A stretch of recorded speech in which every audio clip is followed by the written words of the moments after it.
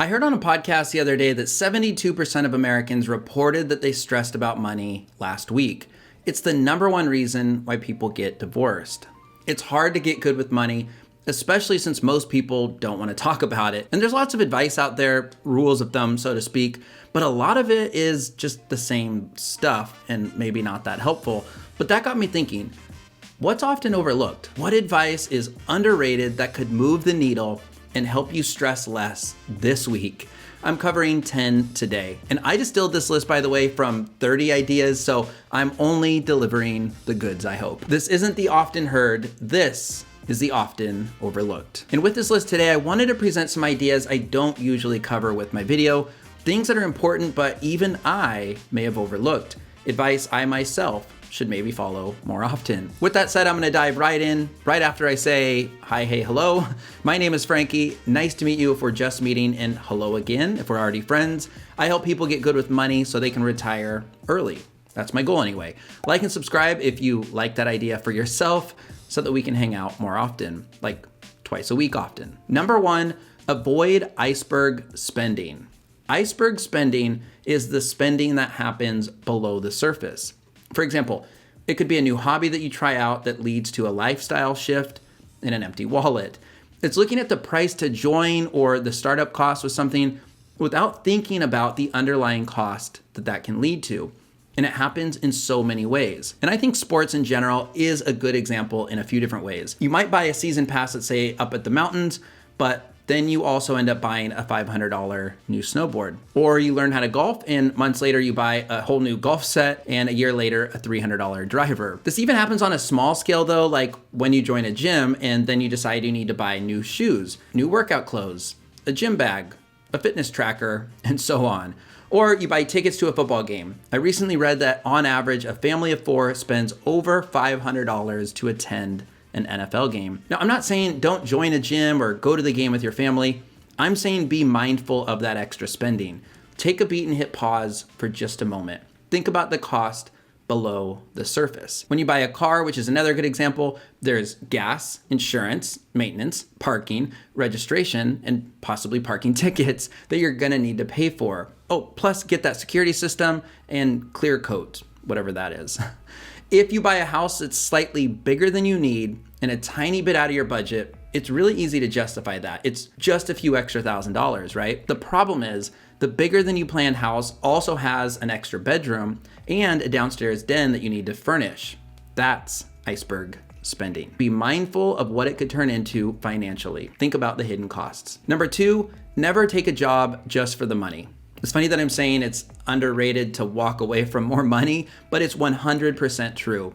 If you're gonna be unhappy doing something, or you're currently very unhappy doing something, consider doing something else. Now, it's too obvious to say, but I'm gonna say it anyway. Life is too short to spend 40 plus hours a week doing something you don't love. Actually, I can amend that. Life is too short to spend 40 plus hours a week doing something you don't at least like. You don't have to love what you do, of course. That's actually pretty rare, but you should at least like it. If you dread it, if you always have a case of the Mondays, you're probably doing it wrong. Work is work. I get it. That's the truth. Otherwise, we'd call it play or mild effort. Bye, honey. I'm off to mild effort. That's weird. I think it feels great to work hard and bring home some bacon, but maybe next time you're eating that bacon, ask yourself, was the effort worth it? Do I need all this bacon, or would I rather be happier? Underrated financial advice number 3 is actually more of a hack, I think. It's that one extra payment a year on your mortgage shortens the length of that loan by years, saving you thousands of dollars in interest. And doing that could be as simple as using your annual holiday bonus to make that extra payment, or you can actually employ a trick that I like a lot, which is paying off half of your mortgage every 2 weeks. If you do this, you're gonna end up paying 13 months spread out over 12 months without even really noticing it. Of course, one extra payment a year can be applied to any debt. I just call that mortgage because that's a biggie, but you can and you should employ this trick against your credit card and student loan debt as well. Or flip this concept completely and use it to actually increase your savings 12% instead. If you typically set aside $1,000 a month for, let's say, a down payment on a house as a goal, you can set aside $500 every 2 weeks and you're gonna end up with $13,000 at the end of the year instead of $12,000. This is an especially useful hack if you get paid bi-weekly. Number 4, take care of your physical and mental self. You get one body and one mind in your lifetime, so treat them with care. And this one may not actually feel like it's about money, but it is. All the money in the world in retirement is nothing if you can't enjoy it with a healthy body and mind. The easiest way to do this is to eliminate bad habits and hold yourself more accountable. Learn about the impact of your vices, I guess, over the long term. Think about how healthy you feel now and how it would feel to feel even healthier.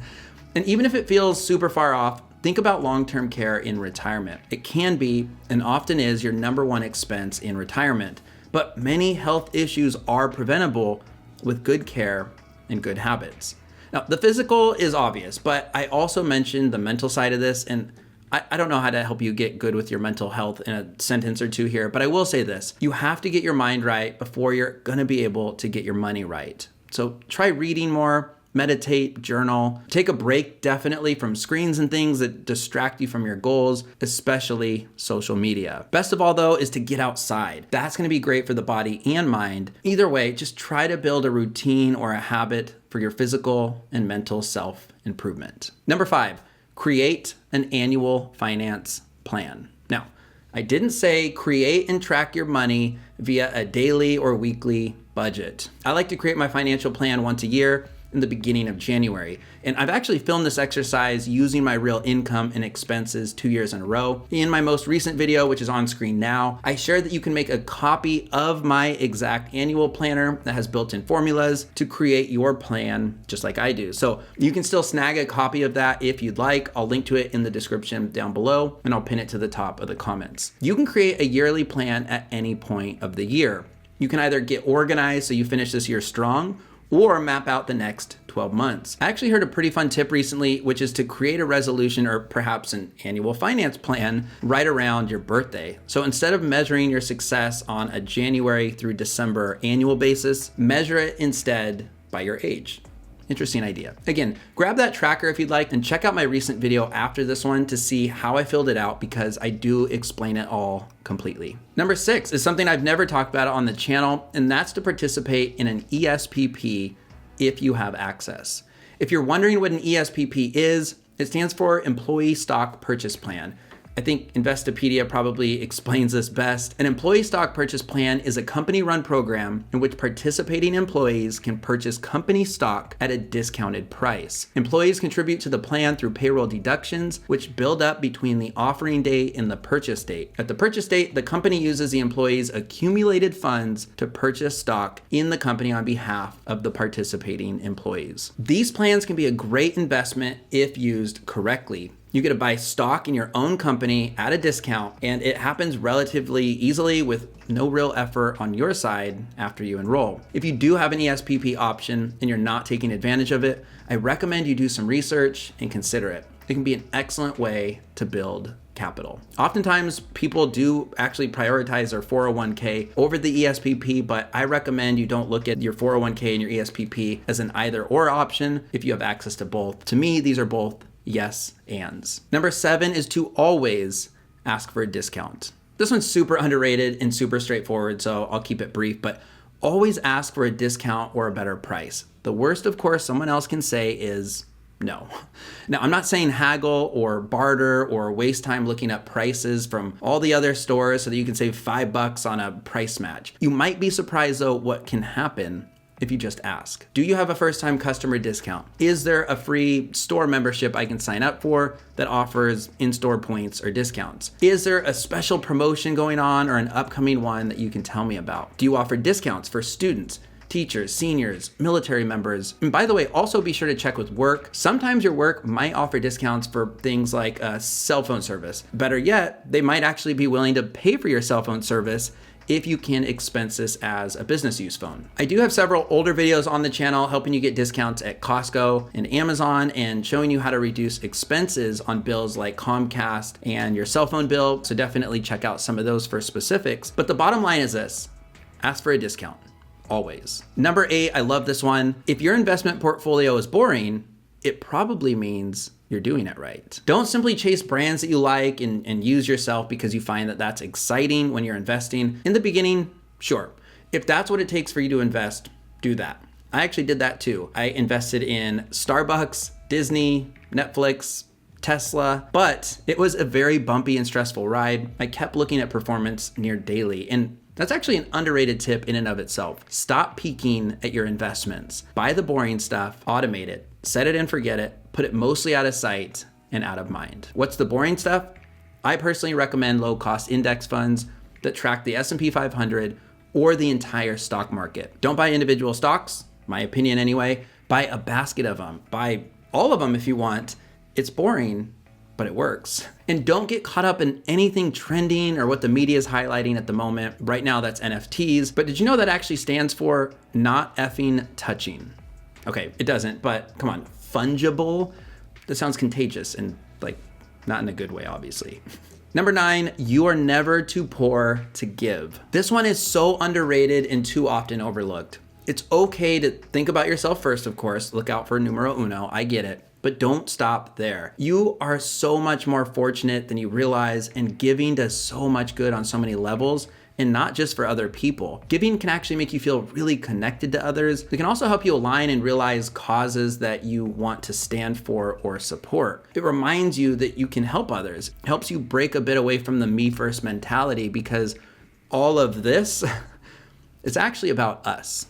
And I can promise you this, giving helps. No matter how much. See if you can make it a habit too. Try it monthly or give even just $5 a week. Even better if you can automate it. And giving, by the way, of course, can be time. Number 10, become a self-taught financial expert.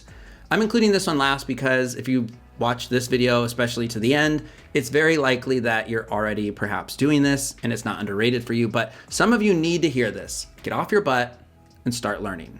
It has never been easier. So I guess you don't even need to get off your butt. If you're too proud or too poor or too terrified to meet with a financial advisor, just go learn how to DIY your money yourself. Don't kind of learn or learn when it's convenient though. Get resolved about it. In the beginning, it's gonna be tough, but stick it out until you have your first aha moment. And then once you achieve your first big win, I think you're gonna find it kind of addicting, at least I did anyways. I often say this, but it is critical, so I'll repeat it.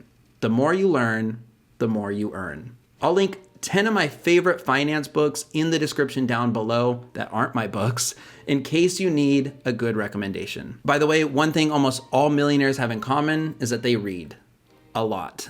So as a little bonus here, you will almost never regret buying a book, especially if that book is about self-improvement.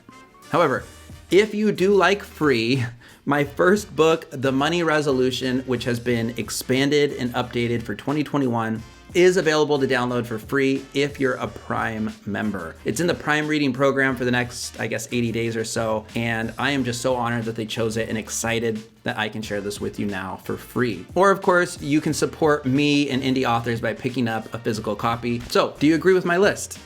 Is there something that really stood out to you that's still kicking around the old noggin? Even better, is there something that I missed, underrated advice that you'd like to add to my list?